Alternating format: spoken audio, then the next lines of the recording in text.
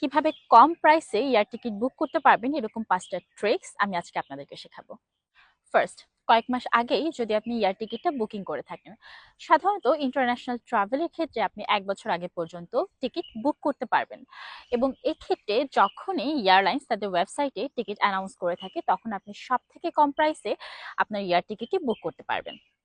Third party app third party app ব্যবহার করার মাধ্যমে আপনি খুব কম প্রাইসেই টিকিট কিনতে পারবেন।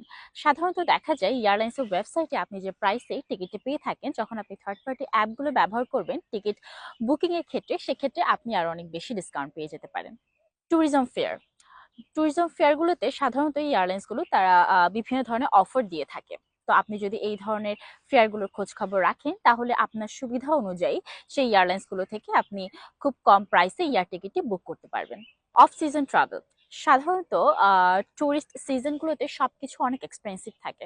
হোটেল কস্ট থেকে শুরু করে সেই প্লেসগুলো খাবার দাবার ইভেন এয়ার টিকিটও অনেক হাই হয়ে যায়।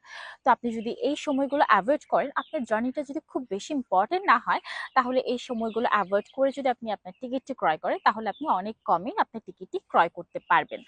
এছাড়াও দেখা যায় আমাদের এশিয়া মহাদেশগুলোতে বছরের শুরুতে এবং বছরের শেষের দিকে টিকিট প্রাইসটা তুলনামূলকভাবে বেশি থাকে। তাই এই সময়গুলো যদি আপনি অ্যাভয়েড করতে পারেন তাহলে আপনি অবশ্যই একটা ডিসকাউন্ট প্রাইসে আপনার এয়ার টিকিটটি বুক করতে পারবেন।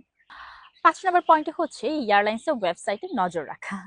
এর মানে হচ্ছে এয়ারলাইন্সগুলো দেখা যায় বছর বিভিন্ন সময় বিভিন্ন ধরনের অফার দিয়ে থাকে। তো আপনি যদি আপনার সুবিধা মতো সেই অফারগুলো লুফে নিতে পারেন তাহলে এটাও আপনাকে অনেক হেল্প করবে কম প্রাইসে এয়ার টিকিট বুকিং এর ক্ষেত্রে।